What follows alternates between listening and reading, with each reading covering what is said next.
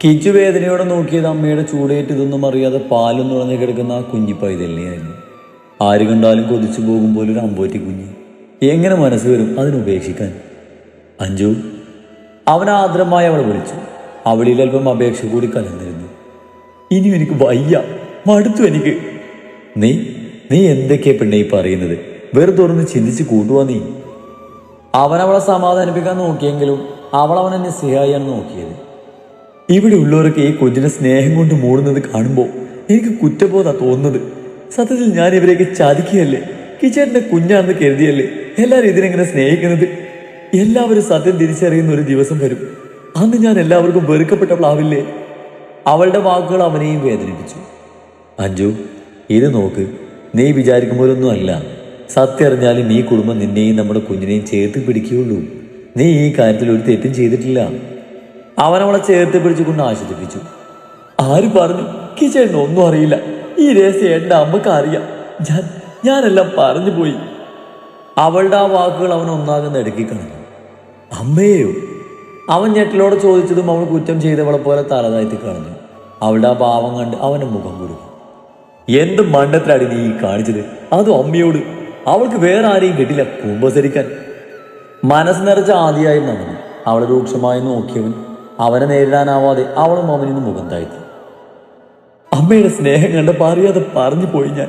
അപ്പോഴത്തെ മാനസികാവസ്ഥയിൽ പറ്റിപ്പോയി. അവൾ മുഖം പൊത്തി കരഞ്ഞു. അഞ്ജു, നീ എന്താടി ഇങ്ങനെ? ഈ കുഞ്ഞില്ലെങ്കിൽ നിന്റെ പ്രശ്നമൊക്കെ തീരുമോ? അമ്മ എന്ത് പറഞ്ഞു? ആട്ടി വിട്ടു കാണും, എനിക്കറിയാം. അവൻ അസ്വസ്ഥതയോടെ പറഞ്ഞതും അവൾ വേഗം അവനെ നെഞ്ചോട് ചേർന്നു. ആദ്യം അമ്മൊന്നും പറഞ്ഞില്ല, പക്ഷെ പിന്നീട് ഞാൻ സമാധാനിപ്പിച്ചു. പക്ഷെ ഒരു കാര്യം ആവശ്യപ്പെട്ടു. ആ ദുഷ്ടന്റെ കുഞ്ഞിന്റെ പ്രതിത്വത്തെ നീ എൻ്റെ കുഞ്ഞിന്റെ മേൽ അടിച്ചേൽപ്പിക്കരുതെന്ന്. അമ്മ അത് മാത്രം എന്നോട് ആവശ്യപ്പെട്ടത്. അവളുടെ വെളിപ്പെടുത്തലിൽ കിരൺ അറിയാതെ തലയ്ക്ക് കൈ കൊടുത്തിരുന്നു പോയി. ആ കുഞ്ഞിനെ ഉപേക്ഷിക്കാൻ തന്നെയാ അമ്മ എന്നോട് ആവശ്യപ്പെട്ടത്. എനിക്കിത് ചെയ്തേ മതിയാകൂ. എന്നൊന്ന് മനസ്സിലാക്ക്. എല്ലാം കൂടി കേട്ടിട്ട് അവനാകെ വട്ടുപിടിച്ചു. അഞ്ജു, ഡി, അമ്മയോട് നീ എന്തിനാ ഇപ്പൊ ഇതൊക്കെ പറയാൻ നിന്നത്? ഒരു അനാഥ കുഞ്ഞ് എന്തൊക്കെ വേദനകളാ ഈ സമൂഹത്തിന് മുമ്പിൽ അനുഭവിക്കേണ്ടി വരുന്നതെന്ന് മനസ്സിലാക്കാൻ നമ്മുടെ സത്യയുടെ ജീവിതത്തിൽ ധാരാളല്ലേ? ഈ കുഞ്ഞിനെ അങ്ങനെ ഒരു ദുഃഖത്തിലേക്ക് തള്ളിവിടണോ നിനക്ക്? നെഞ്ചി പിടഞ്ഞവൻ ചോദിച്ചു. ആദി, അയാളെ ഏൽപ്പിച്ചാലോ? അവ പിന്നെ ഈ പ്രശ്നമൊന്നുമില്ലല്ലോ. അയാളുടെ തന്നെ കുഞ്ഞല്ലേ, അപ്പൊ അയാളെ ഏറ്റെടുക്കട്ടെ. അഞ്ജു പ്രതീക്ഷയോടെ മിഴികൾ പിടുത്തി ചോദിച്ചതും അവൻ ഒന്നും മിണ്ടാതെ ബെഡിലേക്ക് ചാഞ്ഞു. അവന്റെ മൗനം അവളെയും ഏറെ വേദനിപ്പിച്ചു. ഇതൊന്നും അറിയാതെ വയറ് നിറച്ച് പാല് കുടിച്ച ധൃതിയിൽ ആ കുഞ്ഞു പൈതൽ ആർക്കും ഒരു ശല്യം ഉണ്ടാകാതെ ബെഡിൽ ഒതുങ്ങി കിടന്ന് മയക്കം പിടിച്ചു. അനിലിന് സത്യയെ കൺട്രോൾ ചെയ്യാൻ സാധിക്കില്ലായിരുന്നു. ഉറക്കം പോലുമില്ലാതെ ആകെ ഭ്രാന്തെടുത്ത് നിൽക്കുന്ന സത്യയെ സ്റ്റീഫനും കോശിയും സങ്കടത്തോടെയാണ് നോക്കിയത്. ആരോടൊന്നും മിണ്ടുന്നില്ലെങ്കിലും സത്യയുടെ ഉള്ളിലെ സങ്കടവും ടെൻഷനുമെല്ലാം അവന്റെ പ്രവൃത്തികളിൽ തന്നെ വ്യക്തമായിരുന്നു. സകല സാധനങ്ങളും തല്ലിപ്പൊടിച്ചിട്ടുണ്ട്. അവനടുത്തേക്ക് പോകാൻ പോലും എല്ലാവർക്കും പേടി തോന്നി. സ്വയം ശരീരം മുറിച്ച് ദേഷ്യം കാണിക്കുന്നവനെ ഒന്ന് തടയാൻ പോലും ആർക്കും സാധിക്കാത്ത അവസ്ഥ. സത്യയുടെ അവസ്ഥ ഓരോ നിമിഷം കഴിയുന്തോറും വഷളായി വന്നു. അതോടെ വേറെ നിവൃത്തിയില്ലാതെ അനി കിരണിനെ തന്നെ വിളിച്ചു. സമയം വെളുപ്പിന് 3 മണി. ഒന്ന് ഉറക്കം പിടിച്ചു വന്ന സമയം തന്നെ കിച്ചന്റെ ഫോൺ റിങ് ചെയ്തു. ഉറക്കത്തിന്റെ ആലാസ്യത്തോടെ തന്നെ അവൻ കോളെടുത്തു. മറുപുറത്തെ ആളുകളുടെ വാക്കുകൾ കേട്ടതും ഞെട്ടിലോടെ അവൻ പിടഞ്ഞെഴുന്നേറ്റു. അവന്റെ ആ പ്രവൃത്തിയിൽ അഞ്ജുവും ഞെട്ടി ഉണർന്നു. എന്തേട്ടാ? ഒന്നുമില്ല, നീ കിടന്നു. എനിക്ക് അത്യാവശ്യമായിട്ട് ഒരിടം വരെ പോകാനുണ്ട്.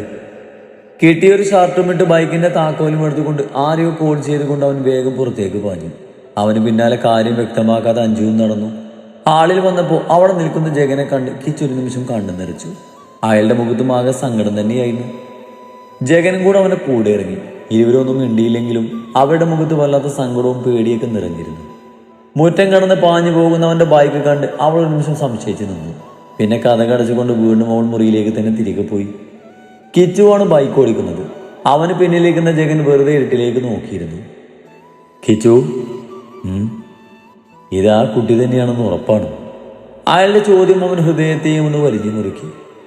ഉറപ്പില്ല, അങ്ങനെ ആകാതിരിക്കട്ടെ എന്ന് നമുക്ക് പ്രാർത്ഥിക്കാം, നിർവികാരമായി അവൻ പറഞ്ഞു.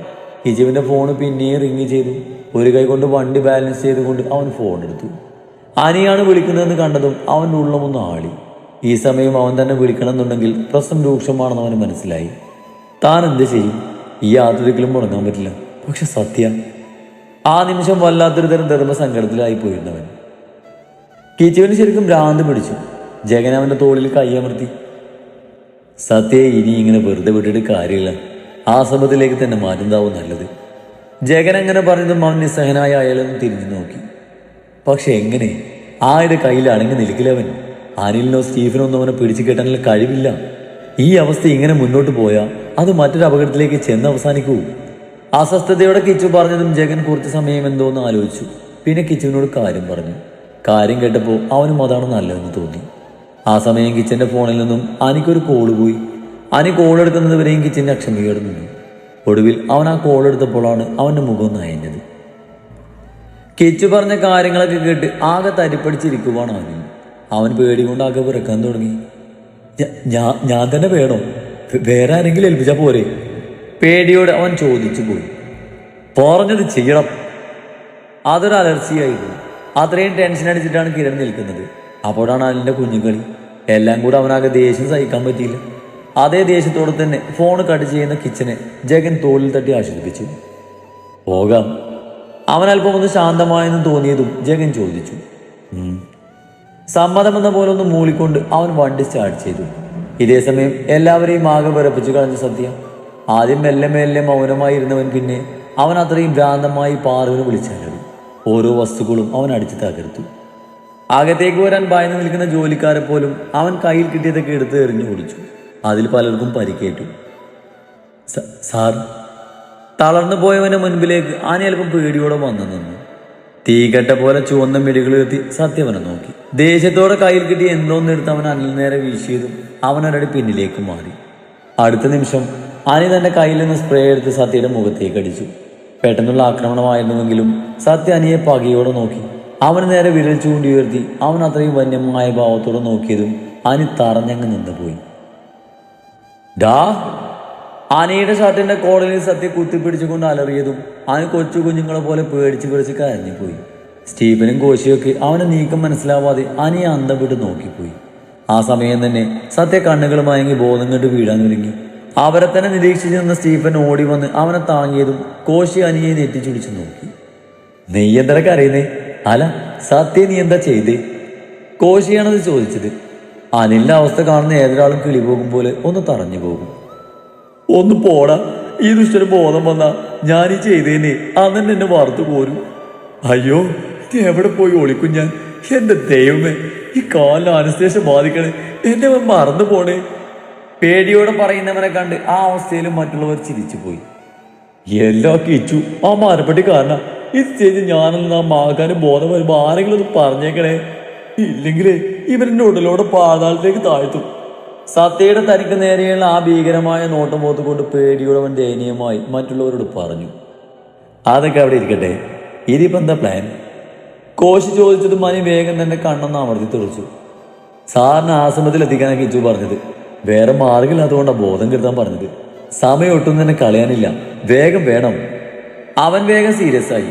അവന്റെ വാക്കുകൾ മനസ്സിലാക്കിയ കോശി അതാണ് ശരിയെന്ന പോലെ നിവർന്നു നിന്നു. പെട്ടെന്ന് തന്നെ സ്റ്റീഫൻ സത്യയെ തോളിലെടുത്ത് ഉയർത്തി കോശി കാർ ഓപ്പൺ ചെയ്യാനായി മുന്നോട്ട് ചെന്നു. ആശ്രമത്തിലേക്ക് 5 മണിക്കൂർ ദൂരമുണ്ട്. അതുകൊണ്ട് ആ സമയം വരെയും സത്യം ഉണ്ടരാതെ ശ്രദ്ധിക്കണം. അനിയൊരു ഓർമ്മപ്പെടുത്തൽ പോലെ പറഞ്ഞതും സ്റ്റീഫൻ ഒന്ന് ദീർഘശ്വാസം എടുത്തു. സത്യയെ ലോക്ക് ചെയ്യുന്നതാവും ബുദ്ധിയെന്ന് അവന് തോന്നി. സത്യയുടെ കൈയും കാലും ലോക്ക് ചെയ്തു. കാറിൽ അവൻ അത്രയും ശ്രദ്ധയോടെയാണ് അവർക്ക് എടുത്തിയത്. സത്യയുടെ കൂടെ കോശി കയറി. സ്റ്റീഫൻ ഡ്രൈവിംഗ് സീറ്റിലും അനി കോ ഡ്രൈവിംഗ് സീറ്റിലുമായിരുന്നു. അവരുടെ വാഹനം ആശ്രമം ലക്ഷ്യം വെച്ച് മുന്നോട്ട് കുതിച്ചു. നേരം നന്നായി വെളുത്തു. കിരണൊരു ചായക്കടക്ക് മുമ്പിൽ ബൈക്ക് ഒതുക്കി. അവൻ വല്ലാതെ ക്ഷീണിച്ചിരുന്നു. ജഗൻ 2 ചായക്ക് ഓർഡർ കൊടുത്തു. ചൂട് ചായ വന്നതും ഇരുവരും അതെടുത്ത് പതിയെ ഊതി കുടിച്ചു. അതേസമയം കിച്ചന്റെ ഫോൺ റിങ് ചെയ്തു. അനിലാണെന്ന് കണ്ടതും അവൻ വേഗം കോൾ എടുത്തു. ഹലോ, പറയടാ, എന്തായി? ആകുലതയോടെ അവൻ കാര്യം തിരക്കി. എടാ, ഞങ്ങളിവിടെ എത്തി. സോമജി സത്യം അഡ്മിറ്റ് ചെയ്തു. ഞങ്ങളിങ്ങോട്ട് വരുന്ന വഴി അവനക്ക് വണ്ടി വെച്ച് ബോധം വീണെങ്കിലും ബഹളമൊന്നും ഉണ്ടാകാതിരുന്നത് കൊണ്ട് വലിയ കേടുപാടില്ലാതെ ഇങ്ങനെ എത്തിക്കാൻ പറ്റി. അനി കാര്യങ്ങളെല്ലാം വിശദമായി തന്നെ കിരണിനോട് പറഞ്ഞു. ഇപ്പൊ എന്താ അവന്റെ അവസ്ഥ? കിരൺ ഉള്ളിൽ നിറഞ്ഞ സങ്കടത്തോടെ ചോദിച്ചു. ശാന്താണ്. ഗുരുജി എന്തൊക്കെയോ മരുന്നുകളൊക്കെ കൊടുത്തു. ഇപ്പൊ നല്ല ഉറക്കത്തില. അനി പറഞ്ഞത് കേട്ടപ്പോൾ തന്നെ അവൻ അല്പം ആശ്വാസം തോന്നി. കൂടെ തന്നെ നിന്നേക്കണം. ഞാനിപ്പോ മറ്റൊരു യാത്രയിലാണ്. കാര്യങ്ങളൊക്കെ തിരികെ വന്നിട്ട് വിശദമായിട്ട് പറയാം. അതുവരെ സത്യം ശ്രദ്ധിച്ചോണം. ആനയോട് അവൻ അപേക്ഷിച്ചു. ഞാൻ നോക്കിക്കൊള്ളടാ, നീ വേഗം ഇങ്ങ് വന്നാ മതി. അവന്റെ അവസ്ഥ മനസ്സിലായതുപോലെ ആനി അവനെ ആശ്വസിപ്പിച്ചു. എന്നാ ശരിടാ, ഞാൻ നിന്നെ വിളിച്ചോളാം. അത് പറഞ്ഞുകൊണ്ട് അവൻ ഫോൺ കട്ടാക്കി പോക്കറ്റിലിട്ടു. ഉള്ളിൽ തീ ഇപ്പോഴും അണഞ്ഞിട്ടില്ല. ഈ യാത്ര ഇപ്പൊ സമാധാനത്തേക്കാൾ പേടിയാണ് സമ്മാനിക്കുന്നത്. അത് അവൾ തന്നെയാണെങ്കിൽ സത്യം എങ്ങനെ ഇത് സഹിക്കും? അങ്ങനെ ആകാതിരിക്കട്ടെ എന്ന് ആ അവസ്ഥയിലും കിച്ചു ആഗ്രഹിച്ചു പോയി.